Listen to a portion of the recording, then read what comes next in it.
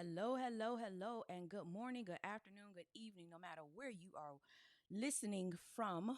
I appreciate you for tuning in. We are part two today. In part one, we talked about mindset repositioning, and today we're going to discuss goal resetting in this three-part series on salon repositioning, reset, and reboot. We will cover reshaping your plan and intentionally marketing today.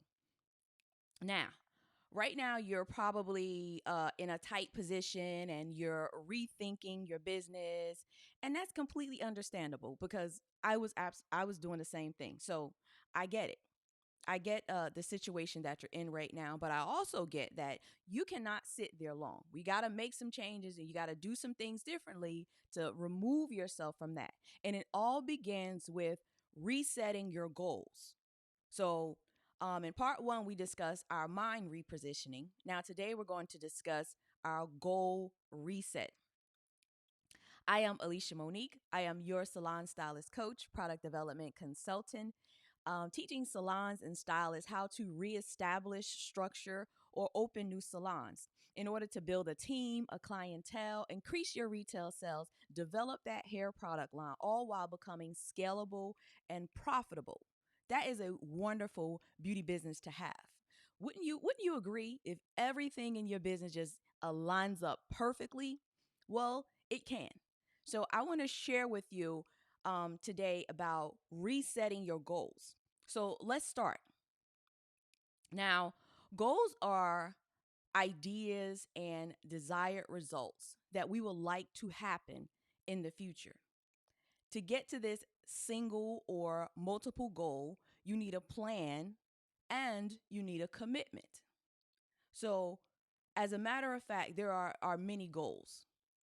We have goals that are life goals, we have personal development goals, we have career goals, educational goals, health, family relationship, spiritual goals, we have social goals, and there's so many more. The point of this is the fact that each goal you want to acquire, requires a different plan. And although some may tie together, for example, to achieve your career goal, you'll find that you'll need educational goals and social goals. And along the way, because of the field that we work in, you'll need health goals and spiritual goals as well. So let's think about this for a little minute and see how it all ties together. Having your career goal required you first to get this education, to get a certain level of education so that you can go out and start actively being involved in your career and going through your passion, which we discussed in our mindset repositioning. Now, as you're out and you're working in the business, you're doing hair, you're doing things you love, at certain points, it requires you to revisit that educational goal so that you can increase your knowledge, you can step up those technical skills because things are evolving. Remember before where there was no such thing as like lace front goals. I mean, not goals, but lace fronts. Remember where we only did when we did finger waves like way back in the day. And now they have evolved again into S waves. So things are always evolving and always coming back. So you have to revisit those educational goals every so often because things change quite often. All the braiding techniques that we did a while ago, just doing individual braids, now they're being changed into no knots and things like that. So your educational goal, you're always revisiting that. But along with that, business strategies, techniques, and things like that, you have to incorporate new ones inside of your business also. So you will revisit that aspect of it on how to better scale your business, on how to run the business a little bit better. Now, once we achieve all those aspects of our goals, because our career goal is going to require us to look back. Now, another thing, as we stand behind the chair and as we work with clients all the time, you have to really pay attention to your health because standing behind a chair consistently for 5, 6, 10 hours, it's not good if you don't have the proper eating habits. So that's when you start to look at your health. If your health is affected, it affects your career. Along with that, sometimes you are a counselor. Now, I don't know about you, but when we are talking to our clients, we get so good and talking. We get the good girlfriend talk. We get, talking about family, talking about children, just talking about life in general. And you realize that some of your clients are going through different things or have been through different things, and you become a counselor. And in that case, sometimes those things, it really plays on us as a stylist. So you have to really make sure that your spiritual goals is in alignment when you are talking to different clients. But ultimately, all of this ties back to your career goal. So your career goal is first and foremost. Ultimately, your secondary goals are centered around your primary career goal. And this is what we're going to go in a little bit deeper on today. So every year as a salon owner, your plan or your path to your goals will change, which is why we're discussing reshaping your plan. The path or the steps that you would normally take now have been altered. You have to pause them for a moment and realize what has happened and where you want to go.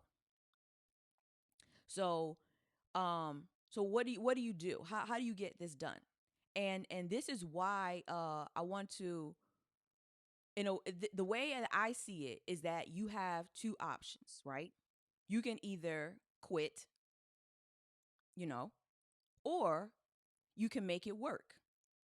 And I choose to make it work, which requires you asking yourself some serious questions and actually coming up with some serious answers, like no roundabout answers. Some of these questions are based on your current circumstances. How can I get to where I want to be? So, really sit down and really think about these questions. Do I need to increase my prices to accommodate my situation and reach my income goal? Do I need to increase the number of days I work? And how many clients can I service per day? And what does expansion look like right now? And what is my new date for arriving at my career goal? These are all the questions that you have to ask yourself. And answering these questions will help you reshape your plan. And this is what I help my clients with who call in and get the 20-minute discovery session. We start going through some of these questions so that you can get a better idea on the reshaping of your plan and what does that look like, so that now you can see goals a little bit clearer and that action plan becomes so crystal clear. So when we talk on the phone, we go over clarity in your business. We go over laying out the things that you want to achieve and putting them into specific categories of achievement. Now, once you have identified the new plan, you're now able to move into intentional marketing, which is our second point. So we've laid out all our goals. We've answered all the questions. And if you come up with some more questions, by all means, clarify those as well, because that's going to help you really set an intentional plan. So, what is intentional marketing? Now, I know you've heard the strategy marketing. You got to market your business. If you want to grow, you got to market your business. You got to market to clients. You got to market to stylists. You got to market. That's a broad word. So when people ask me, I need help with marketing, the first thing I have you write down or explain to me is specifically where do you need help? So just marketing in general is not the answer. You won't want a whole bunch of random acts of activity going on with no exact return, no specific return, which is what intentional marketing is. Intentional marketing is marketing your business in a specific way with a specific goal in mind, and it's not necessarily an income goal. So, for example, if you want to market to college students because your salon is located around let's say, a college campus or two college campuses within that area. And your goal is to get college students into your salon. You have a younger type of salon, you have more of a hip type of salon, or you have stylists in there um, that cater to that type of clientele, a younger type of clientele, the millennials.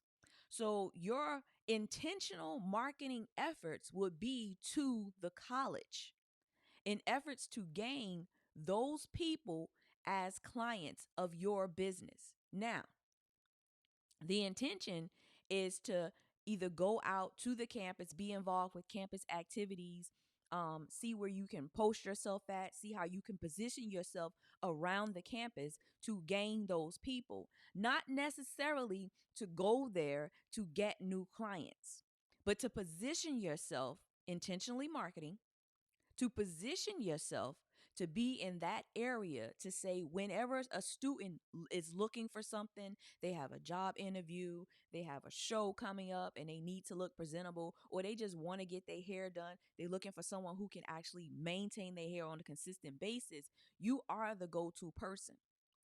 So in the beginning, you may not see that income that you're looking for, but you're intentionally positioning yourself to gain a clientele from the nearby campus. This is what intentional marketing is. Another example is, let's say you have you want to cater to a women's organizations, right? You want to um, have your clientele where you want to give back to women who have been abused or a part of domestic violence or any type of situation. You want to position yourself in that area. So you would intentionally market to women's organizations, women's shelters. You will get involved in the community activities as your salon, not necessarily, once again, to make a profit, but to position yourself in a way, in a manner, in an area where you are the go to salon, you are the go to stylist, you are the go to barber, the nail tech. This is where you will go to in order to get things done that you want to get done. So, intentionally marketing is being specific on who you market to gain exposure for your business, not necessarily having that monetary value. Now, with these events, you'll have a goal that you want to achieve, and that goal is to reach more people and to turn them into loyal clients. So, the ultimate goal is to reach more people. Are you following me? I hope you're following me now. We want to reach the people because once you reach the people, now you can turn them into loyal clients. So, and if you're not being intentionally marketing, you're just randomly marketing. And you will be all over the place and you will have all types of clients that may or may not be conducive to your goals. This is how you end up with some of those clients that you say, you know what? I got cheap clients. I got clients that's always looking for discounts. I have clients that are not willing to pay for me. It's because of your acts of random marketing. You just randomly passing out cards and doing things, and you're not being intentional on what it is that you want specifically for your business. So, and at this moment, it's important for you to reset your goals. It may require you to have a few different goals, but it's necessary for you to create a plan to achieve these goals and be intentional with your action. I hope this has broken down how we're going to goal reset right now. Based on our current situation and where you want to go, you really have to look at it and look forward and really decide on how you're going to get to where you want to get to and be intentional on that. Not even just be intentional, but be consistent with that as well. So, if your main focus, once again, to revisit the fact that you want to build a relationship with a college campus so that you can build a clientele with the younger millennials, you have to be consistent with that as well. Don't just show up at one event, hand out some cards, hand out some flyers, and then to never be seen again. Find some events around the campus that you can actually show up at and show that you are a part of their growth. You are a part of them being better adults in the community. So you want to consistently be intentional about your marketing efforts. This is a part of your goal reset. So when it comes to salon repositioning, repositioning was your mindset. Reboot was your goals. In part 3 tomorrow, we'll talk about that client reboot. So this is a 3-part series that today we're discussing your goal reset. I hope that this has enlightened you and made you aware on your marketing efforts now. No more random acts of marketing and just doing things to just be doing things. You have to be intentional and know what your specific goal is in order to reset the goals that we have for tomorrow, for the future, for years to come, to leave a legacy. Be intentional on these marketing efforts that you're going to do. So we will conclude for today. I hope this has given you a lot of insight, added a lot of value to you, bring a lot of clarity to you on how you're going to reset these goals at this moment. And tomorrow we will continue with part 3, and that will be your client reboot. Thank you and have a wonderful, wonderful day.